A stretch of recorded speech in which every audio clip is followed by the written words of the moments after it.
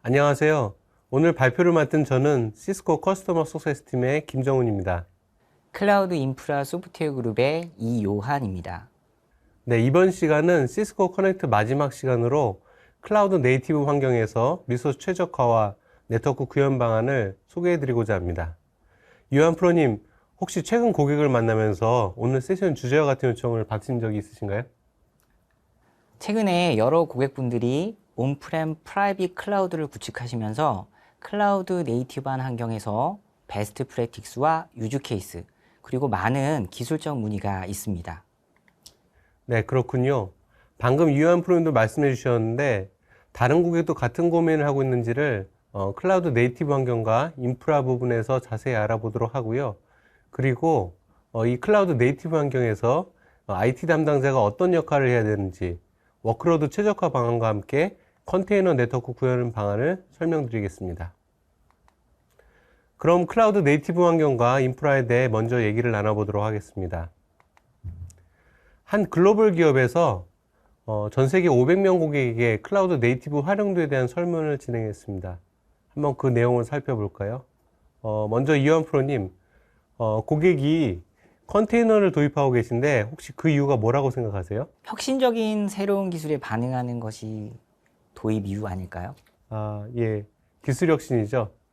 하지만 그 도입 배경을 한번 보면은 기술 혁신보다는 사업적인 요구사항이나 경영진의 요구로 도입한 경우도 상당히 많았습니다.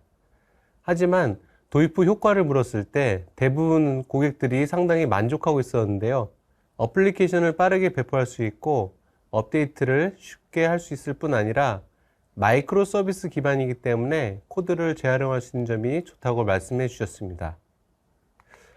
또한 이런 컨테이너 환경은 대부분 쿠버네티스 환경을 만들어서 구축한 경우가 많았고 앞으로도 계속 확산할 예정이라고 합니다. 자, 그러면 이런 쿠버네티스를 기반으로 클라우드 네이티브 환경을 구축하는데 어려움은 없었을까요?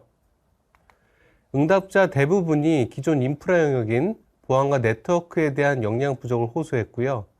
개선이 필요한 부분에 대해서도 가시성 확보, 그리고 네트워크 구현에 대해서는 여전히 개선이 필요하다고 답을 했습니다. 고객들이 앞서 어려움을 호소한 이유를 한번 살펴보겠습니다. 현재 고객들이 구축한 클라우드 네이티브 환경을 보면 대부분 인프라와 컨테이너 영역이 각각 독립적으로 구성된 경우가 많이 있는데요. 아무래도 개발자들이 인프라에 구애받지 않고 넓은 운동장처럼 자유롭게 사용하기 때문이겠죠. 하지만 이 컨테이너는 기존 인프라에 있는 다른 워크로드와 통신을 해야 하는데 이때는 기존 네트워크 구성과 보안 정책을 따를 수밖에 없습니다. 또한 컨테이너도 워크로드 위에 올라가기 때문에 리소스 관계에서 자유로울 수 없고 특히 장애가 났을 경우에는 인프라 담당자와 개발자 모두 트러블 슈팅을 해야 되는데 인프라 담당자가 컨테이너 영역을 보지 못하는 것에 우려하지 않을 수가 없겠죠. 이 부분을 어떻게 개선할 수 있는지 유한 프로님을 통해서 한번 들어보도록 하겠습니다. 네, 제가 다룰 이야기는 워크로드 이야기입니다. 우선 현재 클라우드 네이티브 플레이그라운드에서의 출발점은 다음과 같습니다. 베어메탈에서 VM, VM에서 컨테이너로 인프라 환경의 워크로드의 변화만큼 모놀리틱한 방법에서 마이크로 서비스로 아키텍처가 변화함에 따라 개발자의 어플리케이션 환경 변화 또한 서로 변화를 인정하고 적응해야만 합니다. 이를 위한 최적화에 대해서 시작해 보기 전에 우선 클라우드 네이티브 운영의 현실은 다음과 같습니다. 일단 개발자가 더 많은 CPU와 메모리 리소스가 있다면 서비스가 안정된다고 생각하는 건 너무 노멀한 사항입니다. 새로운 데브옵스 조직이나 SRE 조직에서는 일단 꾸준한 장애 때문에 안정성을 위해서라도 인프라적으로 추가 배포하자는 어떤 주장을 할 수도 있죠. 여기 안에는 사실 말 못할 얘기가 있을 텐데요. 개발 입장에서는 서비스 오픈이 촉박하거나 데브옵스나 SRE 조직 입장에서는 에러 버짓이 얼마 남지 않았기 때문에 즉 이 조직의 에러 버짓은 결국 KPI로 수렴돼야 되기 때문에 서비스가 1번인 사항인 만큼 일단 장애를 빨리 해결하는 부분이 훨씬 더 유리하다고 판단할 수 있기 때문입니다. 그렇다면 우리의 인프라 조직은 어떨까요? 리소스의 수치는 낮고 이미 여러 가지의 시스템적으로 알아봤을 때 증설을 하는 부분이 이해를 가지 않는 부분이지만 테라폼이나 안시브를 통해서 더 많은 EC2 인스턴스 등 온프렘의 VM이든 빠르게 프로비저닝 하게 됩니다. 사실 이러려고 IAC를 채택하였다고 생각할 수도 있을 거고요. 여기 3개, 4개의 팀에 대한 어떤 구조적인 사이클링에 대해 확인을 하셨는데 이게 선순환일 수도 있고 악순환일 수도 있습니다. 단순한 측면에서는 4개의 팀 모두 다 서비스에 대한 품질 그리고 서비스를 꼭 지켜내야 된다는 KPI가 모두 한 방향을 보고 있기 때문에 선순환적인 어떤 운영일 수 있고요. 악순환적인 운영은 무엇이 될까요? 여기 있는 CXO 레벨의 전반적인 조직도 클라우드화했고 마이크로 서비스를 표방하면서 여러 가지 서비스에 대한 어질리티를 높여가고 있는 건 사실인데 왜 자꾸만 이게 온프람이든 퍼블릭이든 우리의 클라우드에 대한 금액적인 부분은 점점 커지는 걸까? 즉 정말로 이게 클라우드 네이티브한 환경이 우리 회사에 정말 도움이 되고 있느냐라는 질문에는 또다시 물음표를 던질 수밖에 없습니다. 그래서 오늘 제가 좀 다룰 이야기는 기본적인 백투 베이직, 쿠버네티스 이야기입니다. 첫 번째 말씀드릴 건 사이징이라는 어떤 주제를 가지고 말씀을 드릴 텐데요. 먼저 2페이지 정도는 쿠버네티스 클러스터에서 우리가 어떤 문제를 해결해야 하는지를 살펴보겠습니다. 그리고 한 페이지에서는 시스코 인터사이트 워크로드 옵티마이저 IW가 어떤 도움을 드릴 수 있는지 말씀드려 보겠습니다. 오른쪽 상단 아이콘에 현재의 흐름을 표기해 두었으니까 참조 부탁드립니다. 일단 쿠버네티스 스케줄러는 실제로 이렇게 동작합니다. 여기 노드 리소스는 실제 호스트에 대한 자원일 거고요. 이 오른쪽 야멜 파일에 리소스 리퀘스트라고 해서 이 파드가 뜨기 전에 최소한 이 정도의 리소스가 필요합니다. 그래서 노드 1번에서는 A 어플리케이션 파드, 노드 2번에서는 B 어플리케이션과 C 어플리케이션 파드가 지금 작동 중입니다. 그런데 이 어플리케이션에서 사용자가 늘어난다고 한다면 스케일 아웃을 하기 전에 자연스럽게 리소스 리밋까지 리소스를 사용하게 됩니다. 왼쪽같이 1번 노드의 A 같은 경우에는 리소스의 여분이 있기 때문에 리소스가 늘어날 수 있었습니다. 그런데 2번 노드는 어떨까요? 2번 노드에서는 B와 C가 동시에 이렇게 리소스가 필요하게 되면 노드 리소스를 넘어버린 상황으로 더 이상 노드가 없다면 서비스 장애가 예상되어집니다. 그렇다면 쿠버네티스 개발을 하는 개발자의 심리는 어떨까요? 지금까지 컴퓨팅 리소스는 IT 운영, 즉 서버팀이 될 수도 있고요. 클라우드 운영팀이 될 수도 있고요. 어찌됐든 간에 개발자가 아닌 어떤 운영 조직 내에서 담당을 했습니다. 하지만 쿠버네티스 안에서의 이런 클라우드 네이티브한 환경에서는 개발자가 애플리케이션의 리소스 리퀘스트를 설정하게 됩니다. 만약에 CPU가 부족했다고 한다면 컨테이너에서는 CPU 스로틀링이 발생을 합니다. CPU 스로틀링이 발생하면서 강제적으로 CPU의 클럭을 낮추게 될 텐데 이럴 때는 서비스 성능 지연이 발생할 수도 있겠지요. 그런데 사실 더 큰 문제는 메모리가 부족할 때입니다. 쿠버네티스 환경에서 메모리가 부족하면 강제로 터미네이션할 컨테이너의 결정을 시작해야 합니다. 결국 중요한 건 파드가 노드에서 사용한 가능한 리소스를 총화한 경우 인빅션이 발생한다는 걸 개발자는 이미 알고 있겠죠.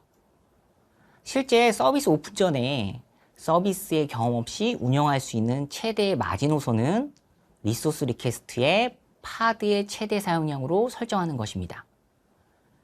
그리고 리소스 리밋은 같은 크기로 설정하게 되면 다른 파드를 인빅션하지 않게 되는 거죠.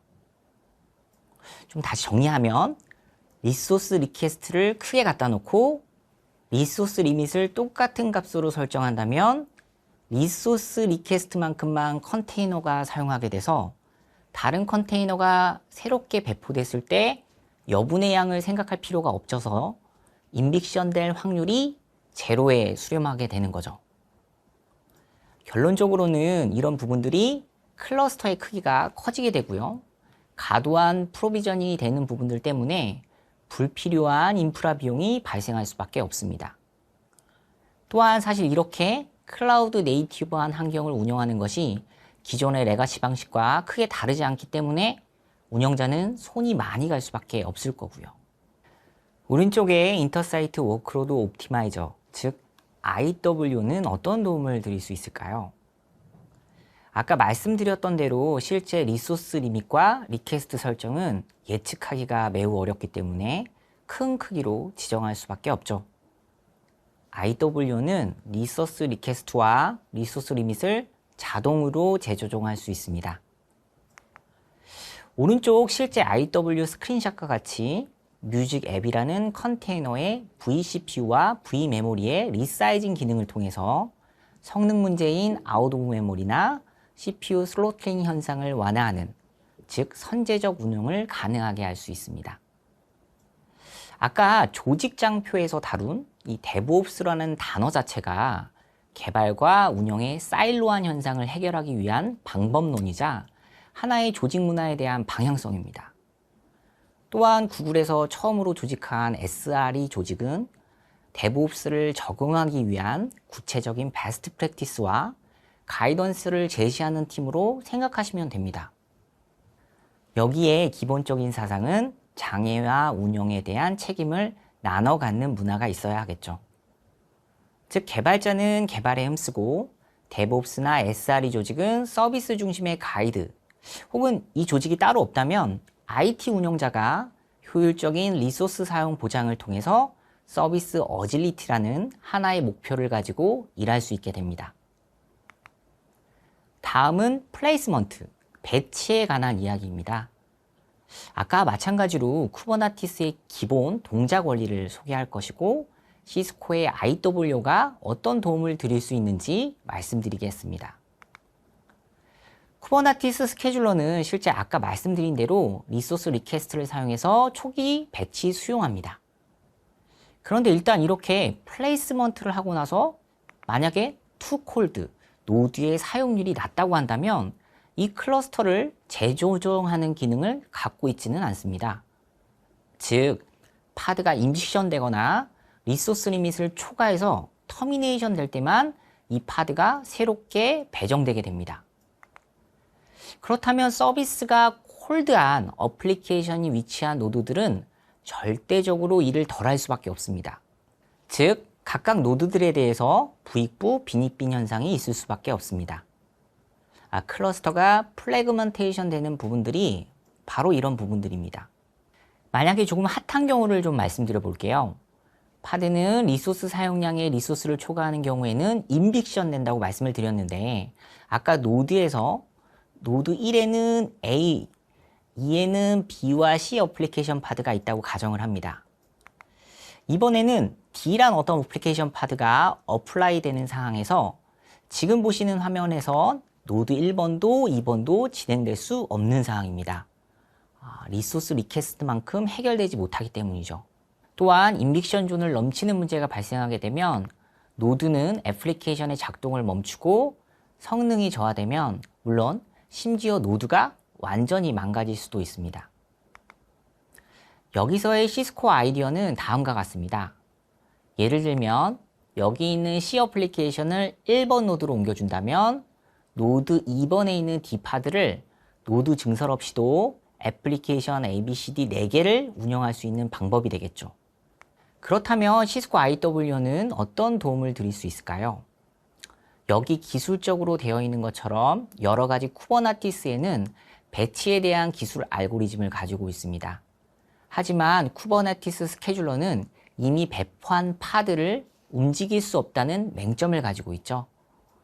IW는 파드를 자동으로 선제적으로 이동하여 인접 노이즈 문제와 같은 예를 들면 실제 같은 노드에 높은 버스팅이 발생하는 컨테이너로 인해 생기는 인벡션을 방지하고 클러스터링 밸런스를 수행할 수 있습니다. 오른쪽 화면과 같이 라우터에 대한 파드나 데모 어플리케이션 파드들을 노드 1번에서 2번, 4번에서 2번 이렇게 무빙할 수 있는 기능들을 가지고 있죠. IW는 당연히 파드를 이동할 때 여러 가지 배치 정책들을 준수하게 됩니다. 그리고 마지막으로 풀스택 옵저버빌리티를 통해서 클러스터 노드와 서버, 하드웨어의 전반적인 인프라 풀스택 리소스를 관리할 수 있습니다. 어플리케이션 스택에 대한 완전한 가시성을 확보하는 것이죠. 이것이 온프라미스든 클라우드 환경이든 우리가 할 수 있는 모든 것들을 최대한 많은 매트릭을 수집하고 모니터링 해야만 합니다. 오른쪽 솔루션 대시보드 캡처처럼 컨테이너, 컨테이너 파드, VM, 호스트, 데이터 스토어, 디스크 어레이까지 결국 가상화 레이어든 물리적인 요소가 내포된 하드웨어 레이어든 전체적인 인프라를 밝혀주어야 합니다. 정리하면 논리적, 물리적 모두를 포함한 70% 정도의 장애 티켓을 감수할 수 있고요. 무엇보다 24/7 지속적으로 리소스 결정을 오토매틱한 방법을 통해서 애플리케이션의 성능이나 서비스를 보장할 수 있습니다. 노드 밀도 또한 11% 정도 향상을 시켜서 실제 10% 정도의 노드, 즉 퍼블릭 클라우드 유저라면 10%의 인스턴스를 구매하지 않아도 되는 가격적인 절감 효과를 보실 수 있습니다. 네, 그러면 지금부터 인프라 컨테이너 네트워크 연동에 대해서 알아보겠습니다. 우선 앞서 말씀드린 대로 많은 고객들이 사용하고 있는 쿠버네티스가 제공하는 네트워크를 살펴보겠습니다. 쿠버네티스에서는 컨테이너가 파드 단위로 구성이 되는데 이 파드는 클러스터 내에서 고유한 IP 주소를 갖습니다. 이 IP를 가지고 파드 간 통신을 하거나 노드와 파드 간 통신하게 되는데요. 만일 서로 다른 노드의 파드가 통신하게 된다면 어떻게 해야 될까요? 쿠버네티스에서는 노드와 노드 내부에 있는 파드 간 연결을 위해 일반적으로 노드 내 가상 스위치에서 VXLAN 등의 오버레이 환경을 구성을 해야 됩니다. 또한 이 파드와 클러스터 외부와 통신할 때에도 클러스터 내에서 사용하는 파드 IP 대신 외부와 통신이 가능한 노드 IP로 소스 NAT를 하게 되는데요. 이 두 가지로 네트워크에서는 파드의 위치나 플로우에 대해서 확인하기 어렵게 된다고 볼 수 있습니다. 그래서 이 문제를 네트워크 관점에서 해결을 해보려고 하면 크게 두 가지를 생각해 볼 수 있겠습니다. 첫 번째는 아까 말씀드린 오버레이 구성을 별도로 하지 않고 네트워크의 오버레이를 쿠버네티스 클러스터까지 확장하는 방안입니다. 만일 네트워크가 ACI로 되어 있다면 ACI CNI를 적용해서 ACI의 논리 구성을 오플렉스와 OVS를 통해 클러스터 내부까지 확장을 할 수 있습니다.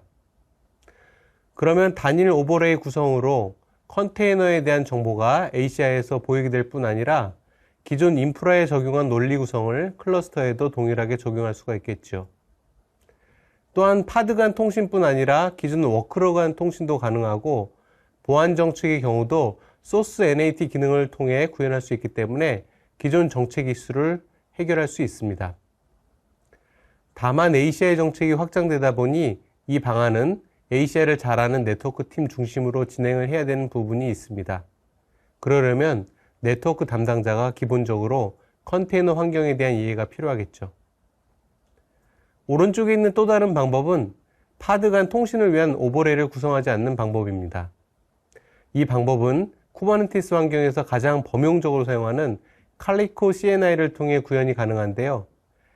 칼리코는 BGP 프로토콜을 통해 클러스터 내부 IP 정보를 공유하는 방식으로 네트워크와 쉽게 연동할 수 있고 논 오버레이 모드를 사용할 경우 네트워크에서 가시성뿐 아니라 퍼포먼스 측면에서 장점이 있습니다. 이 두 가지 방법 중에서 오늘은 칼리코 CNI를 활용한 논 오버레이 연동 방식에 대해 좀 더 나눠 보겠습니다. 우선 칼리코 CNI를 말씀을 드리는 이유는 앞서 말씀드린 ACI CNI에 비해 쿠버네티스 담당자들에게 익숙하다는 점이 아주 중요한 부분일 겁니다. 칼리코 CNI가 많이 활용되는 이유는 다른 환경과 호환성이 좋고 컨테이너 네트워킹 구현뿐 아니라 IP 관리 기능도 제공하기 때문입니다. 또한 논 오버레이 모드의 경우 노드 내에서 인캡슐레이션을 할 필요가 없기 때문에 파드 간 통신이나 파드와 부인 간 통신에도 다른 CNI에 비해 성능이 뛰어난 것을 보실 수가 있습니다. 그러면 이 칼리코 CNI 연동 방식 중 하나인 ACI와 연동하는 방법에 대해 알아보겠습니다. 먼저 고려해야 하는 부분은 쿠버네티스 클러스터를 ACI 논리 구성에 어떻게 적용하냐일 텐데요. 그림에서 보시는 것처럼 어플리케이션 단위로 ACI 테넌트를 구성하게 되면 클러스터와 함께 기존 워크로드를 같이 테넌트에 연동할 수가 있겠죠. ACI 논리 구성 요소인 L3 아웃과 쿠버네티스 노드에 설치된 칼리코 CNI와 BGP 피어링을 맺는 형식으로 구성이 되는데, 개별 노드를 일일이 BGP를 맺는다고 하면은 약간 불편해 보일 수는 있겠지만은 ACI에서는 플로팅 SVI 구성을 통해 리프에 상관없이 동일한 라우터 아이디를 만들 수 있기 때문에 노드가 어떤 리프에 있든지 동일한 설정을 할 수 있게 되고, 동일한 설정을 할 수 있기 때문에 자동화로 이 불편함을 해소할 수가 있습니다. 또 하나의 방법은 오른쪽에 보시는 것처럼 쿠버네티스를 위한 테넌트를 구성하는 방식인데요. 이 구성의 특징은 기존 워크로드가 있는 테넌트와 연동하는 부분이 있다는 점이죠. 경우에 따라 하나의 클러스터에 네임스페이스를 여러 개 구성하게 되면 기존 클러스터 단위 구성에 비해 마스터 노드를 줄일 수 있는 장점이 있습니다. 하지만 이 경우에 미리 고려해야 할 부분은 파드 IP가 노출되기 때문에 네임스페이스에 할당되는 IP풀을 미리 정해 놓을 필요가 있습니다. 두 구성 모두 비컨테이너 워크로드와 통신이 가능하고 방화벽에서도 파드 IP 대역에 대해 정책을 적용할 수가 있습니다. 칼리코 CNI를 구성하게 되면 네트워크 담당자와 개발자가 같이 일을 하기 때문에 수작업보다는 자동화가 필요하겠죠. 그림을 보시면 아시겠지만 대부분 초기 구축 과정에서 거의 다 설정이 되기 때문에 자동화 영역은 많이 없고, 노드가 추가될 때만 BGP 피어링을 추가하는 형태의 스크립트를 적용하면 되겠습니다. 컨테이너 영역의 경우에는 노드 생성부터 BGP 연동까지 한 번에 수행하기 위한 오케스트레이션을 적용하면 더 효율적이겠죠. 이렇게 칼리코 CNI를 통해 연동하게 되면 ACI에서는 어떤 정보가 보이게 될까요? ACI CNI처럼 컨테이너 구성 요소가 다 보이지는 않지만 네트워크 관점에서 필요한 다양한 IP 정보를 GUI나 CLI를 통해 보실 수가 있는데요. 만일 특정 워크로드가 통신이 되지 않는다면 ACI에서 확인이 가능한 라우팅 정보, 패킷 유실 여부, 플로우 등 다양한 정보 확인과 함께 트레이스, 핑 등의 방법으로 원인 분석을 할 수 있다고 보시면 됩니다. 자, 지금까지 인프라와 컨테이너 연동에 대해 설명을 드렸고, 이제 마무리를 해보겠습니다. 이요한 프로님께서 오늘 세션에 대해 정리해 주시죠. 오른쪽 가트너 리서치에 따르면 우리나라뿐만 아니라 전 세계의 고객은 리소스, 운영 복잡성, 보안, 새로운 툴 등에 대한 니즈와 컨선이 많습니다. 인터사이트 IW는 에이전트를 사용하지 않고 하이브리드 클라우드 환경에 적용되어 애플리케이션에서 인프라까지 전체 IT 스택의 가시성을 제고하고 실제 자원 및 상태를 근거한 판단을 수행합니다. 이러한 결정은 수동, 자동 혹은 오케스트레이션에 의해 자신감을 가지고 실행하실 수 있습니다. 고객의 클라우드 비용과 위험을 줄이고 클라우드 전략을 가속화하며 클라우드 마이그레이션을 시행하실 수 있습니다. 포드, 나이키, JP모건, 버라이존 등 여러 산업군에서 레퍼런스를 가지고 있습니다. 앞서 말씀드린 대로 클라우드 네이티브 환경에서 IT 담당자가 역할을 확대하는 데 있어서 많은 장벽이 있을 수가 있겠죠. 시스코 커스터머 석세스는 이를 도와드리고자 IW를 활용한 워크로드 최적화에 대한 초기 도입부터 고급 기능 적용, ROI 선정 등에 대한 지원을 해드리고 있습니다. 또한 컨테이너 네트워크 연동에 대해서도 ACI CNI나 칼리코 CNI뿐 아니라 연동 시 필요한 자동화에 대한 코칭 세션도 미리 준비해 두었습니다. 이제 마치겠습니다. 클라우드 네이티브 환경이 확산하는 가운데 인프라 관점에서 최적화 및 연동이 필요합니다. 이에 IT 담당자는 클라우드 네이티브 환경에 대한 이해뿐 아니라 최적화 방안을 사전에 준비하고 적용해야 합니다. 시스코는 최적화 도구 및 클라우드 네트워크 연동을 통한 가시성을 확보할 수 있도록 라이프 사이클 지원을 해드릴 예정입니다. 네, 오늘 하루간 진행된 시스코 커넥트 행사에 참여해 주셔서 진심으로 감사드리고 아무쪼록 업무에 큰 도움이 되셨으면 좋겠습니다. 이상 세션을 진행한 김정훈, 이완이었습니다. 감사합니다. 감사합니다.